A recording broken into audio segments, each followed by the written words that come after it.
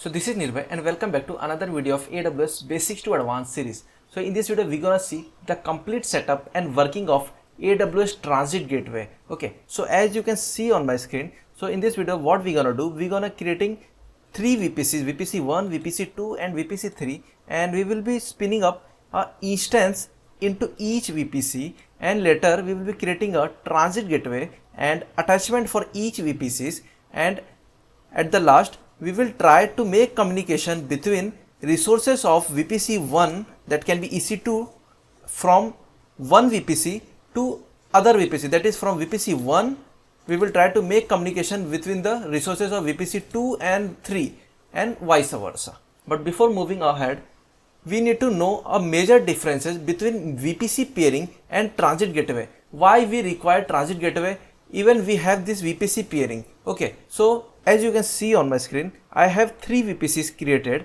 and inside that a EC2 instance is being launched. Okay, so now I have created VPC pairing between VPC1 and VPC2. Similarly, VPC pairing between VPC2 and VPC3. Okay, so now if the resources inside VPC1 tries to make communication between resources inside VPC2, so it can make communication and it will work also in the opposite direction also. Okay, and similarly resources inside VPC2 can make the communication between resources inside VPC3.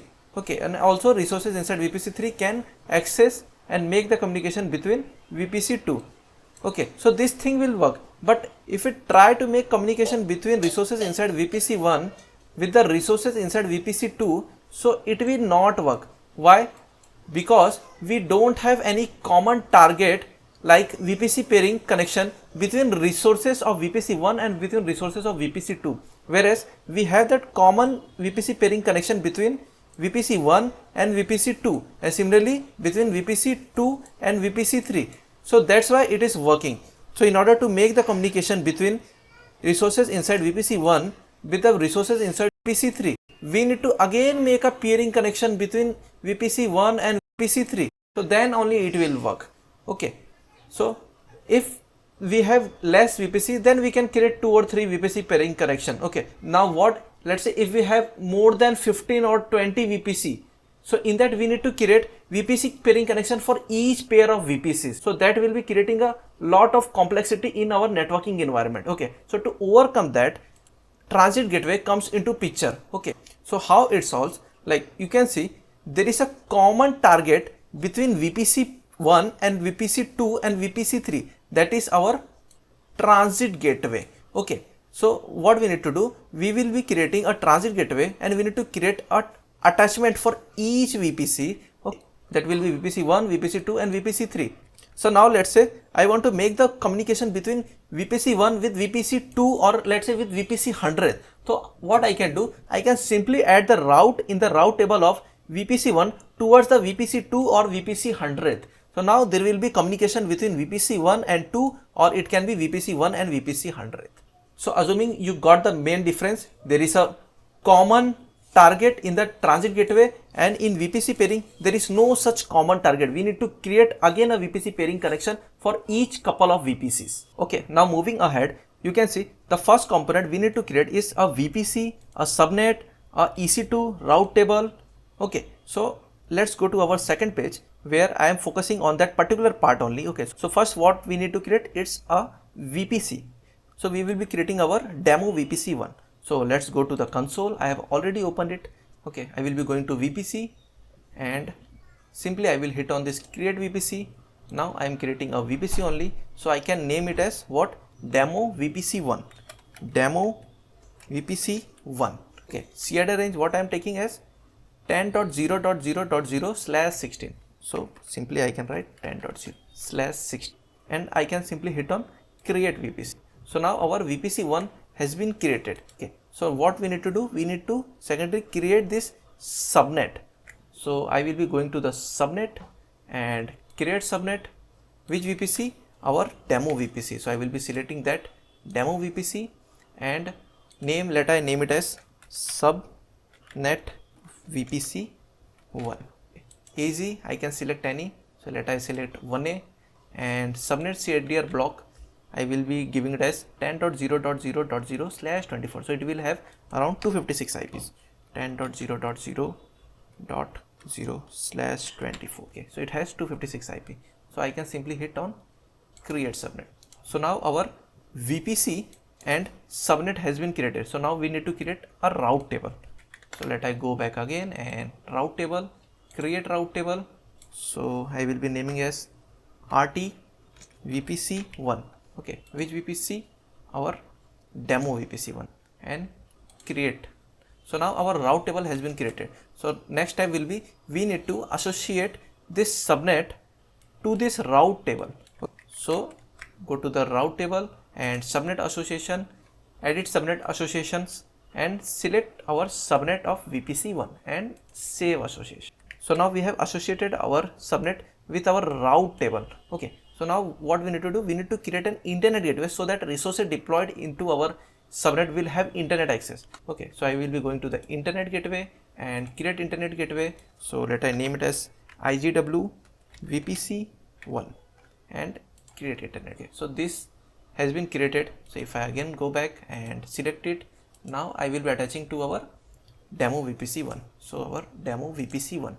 So attach internet. Okay, so I have attached the internet gateway to our VPC. Now as we have created our internet gateway, now in order to have the internet access to our EC2 instance, okay, what we need to do, we need to add the route towards the internet gateway. So we will be going to the route table, and I will be selecting that RT of VPC1 and route, edit routes towards what? Towards 00, and the target will be our what? Internet gateway. So internet gateway, our internet gateway of VPC1. So I can simply save change it. So now whatever instance we will be deploying into our subnet, it will have internet access. So let's go and launch this EC2 instance.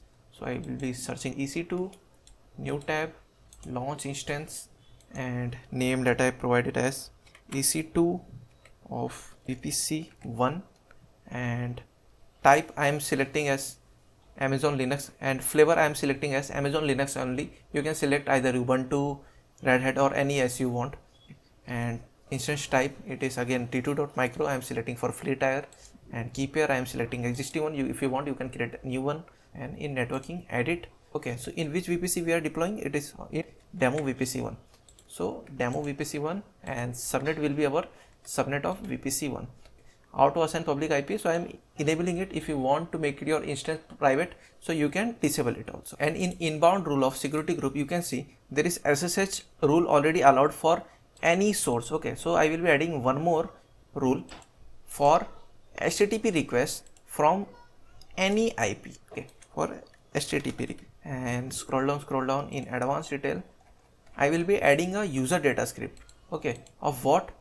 You can see it will be installing Apache into that. Okay, and it will be saying hello from VPC1 if any other instance tried to call its IP.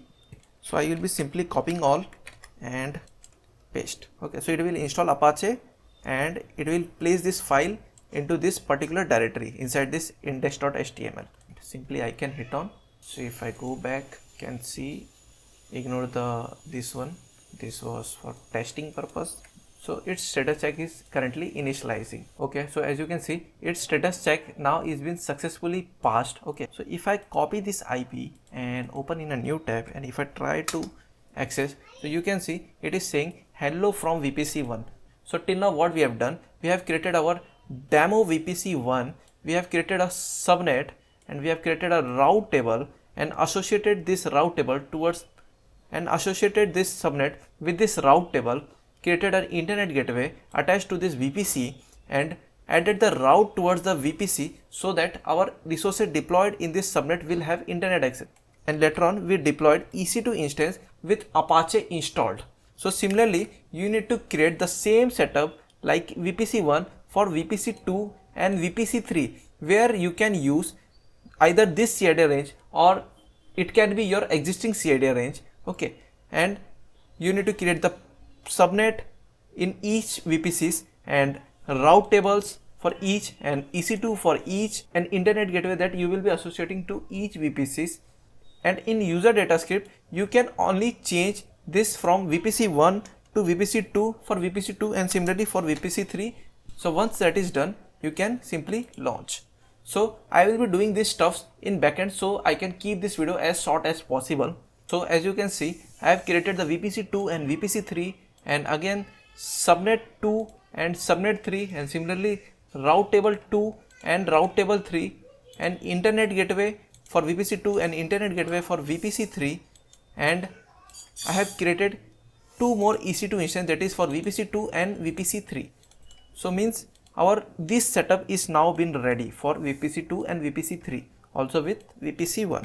So now the next step is we need to create the transit gateway to have the common target between the each VPCs. Okay, so again I will going to my console and scrolling down, and in below you can find this, there is option for transit gateway. So you can simply hit. So this was already I created for testing purpose.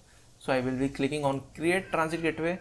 So let I name it as transit gateway between what? VPC1, VPC2, VPC3. So there is an other option, Amazon Site Autonomous System Number. Okay, so if you provide something like starting from 6 or something, there is a random number. So if you provide, well and good. If you don't provide, then also no problem. Amazon will automatically provide an ASN number. Okay. And if you scroll down, there is an option for transit gateway CIDR block. So if you want this transit gateway to be deployed in a specific CIDR range, so if you can mention that CIDR range. Okay, but now I am keeping it as blank only. Okay, to be default.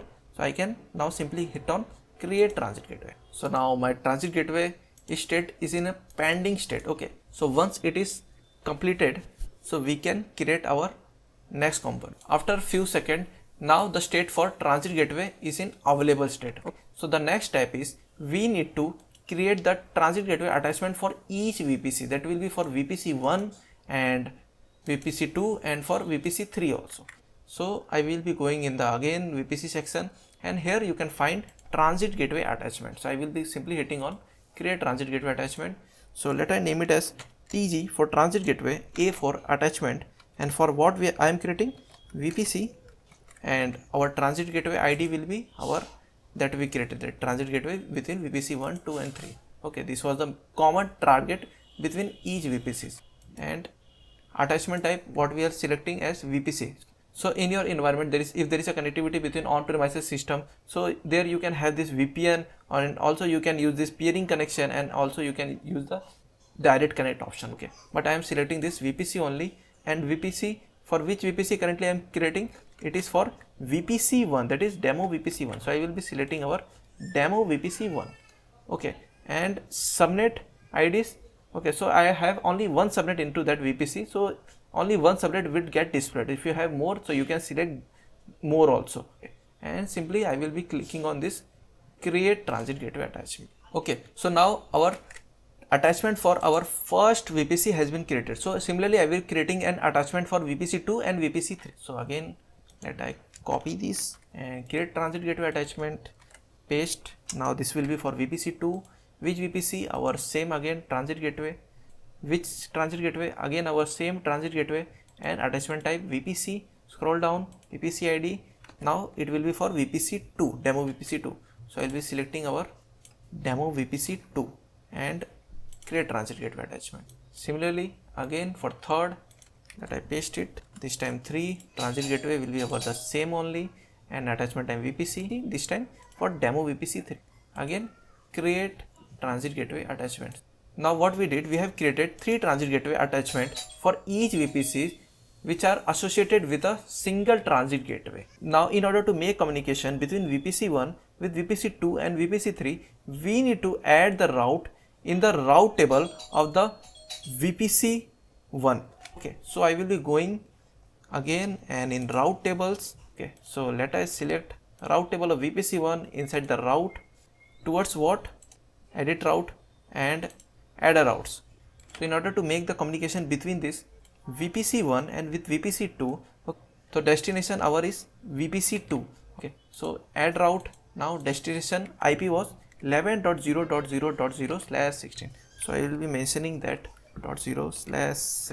Now our what target was as common, it was our transit gateway. So I will be selecting transit gateway, and through what way it is going through this transit gateway attachment. Okay, So I will be selecting that transit gateway. And again, to make the communication between VPC1 and between VPC3, what was the CAD range for VPC3? It was 12.0.0/16. So I will be mentioning that 12.0.0/ okay, and target will be again our transit gateway, and through where it is going, through this attachment only. Okay, so I will be selecting that attachment and save changes. So what we did, we have created the routes towards VPC2 and VPC3 in our VPC1. So similarly, I need to create the route towards VPC1 and VPC3 into our VPC2. Okay, so let I go back again and select our VPC2 and route, edit route, add route. What was the CAD range for our VPC1? It was 10.0.0/16. Target will be our transit gateway, and through what way it is going, it is now using this transit gateway attachment 2. Okay, so I will be selecting that attachment 2 for VPC2, and again for VPC3 the CAD was 12.0.0/16. Target will be our transit gateway, and through what it is going, through that TG of VPC2. So I can simply hit on save changes. So now we have added the route towards VPC1 and VPC3 inside the VPC2. Okay, so the third step will be, we need to add the routes towards VPC1 and VPC2 into VPC3. So again, go back and route tables, RT of VPC3, route, edit routes, and what was the CAD range for VPC1? 10.0.0/16. Target will be our transit gateway, and this time we are going through this transit gateway attachment 3, TG of VPC3, and add route, this time for second VPC, so it will be 11.0.0/16, and again the target will be transit gateway, and through what we are going through transit gateway attachment of VPC. So we have added, so now we have added the route towards VPC1 and VPC2 inside this VPC3. So let I clear this whole stuffs. So to summarize till now, what we have done, we have created our 3 VPCs, okay, and we created the subnet inside each, okay, and we created route tables in each, and we created internet gateway and attached to the VPC, and we added the route towards that internet gateway so that our EC2 will have internet access, and we launched that EC2 instance in each VPC inside that subnet. Okay, and later on we created this transit gateway and attachment for each VPCs, and we added the route towards other VPC. Let's say in VPC1 we added the route towards VPC2 and VPC3, and similarly for others. Okay, so now ideally this connectivity should work. So now what I'm going to do, I'm going to connect to all these 3 EC2 instances, and I will try to curl the pages of EC2.2 and EC2.3 from this EC2.1, and similarly from other to this. So let I go to the console. So let I open 3 duplicate tabs, and firstly I will be connecting to our EC2 of VPC1, connect and connect. So I am using this console login only. So if you want, you can use that tab key and login using that. So our EC2 of VPC1 is now connected, and similarly I will be connecting to the EC2 of VPC2, connect, and similarly for EC2 of VPC3, connect. So now our all EC2 has been connected. So for your better understanding, I have separated this EC2 into different tabs. Okay, so this was EC2 from VPC1, and this was EC2 from VPC2, and this was EC2 from So now what we will be doing, we will try to curl the pages of EC2 deployed into the VPC2 and EC2 of VPC3 from the EC2 of VPC1. So this was our EC2 of VPC1. So I will be simply hitting that curl, and what is IP of this EC2? This was 11.0.0.162. So if I call this, you can see it is saying hello from VPC2. Okay, so similarly if I try to call this EC2 of VPC3, so 12 and IP was 171. So if I paste it, you can see it is saying hello from VPC3. So this state that I am able to connect to the EC2 of VPC2 and EC2 of VPC3 from this EC2 of VPC1. Okay, so let's repeat this for other also. So similarly I will call the IP of EC2 of VPC1. So it was 10.0.0.76. so it says hello from VPC1. so let I copy this for VPC3 and call. So you can see I should name call and IP was 12.0.171. so it says hello from VPC3. Similarly, now from EC2 of VPC3 I will be calling to EC2 of VPC1 and VPC2. so let I copy this, copy call. So it says hello from VPC1 and similarly call to the IP of VPC2. It will be 11.0.162. so it says hello from VPC2. So this state that I am able to connect from EC2 of VPC1 to the EC2 of VPC2 and VPC3. Okay, and similarly from that to other VPCs also. So if you find this video helpful, please like, subscribe and share this video. And if you have any doubts, then feel free to comment in the comment section. Till now, bye bye.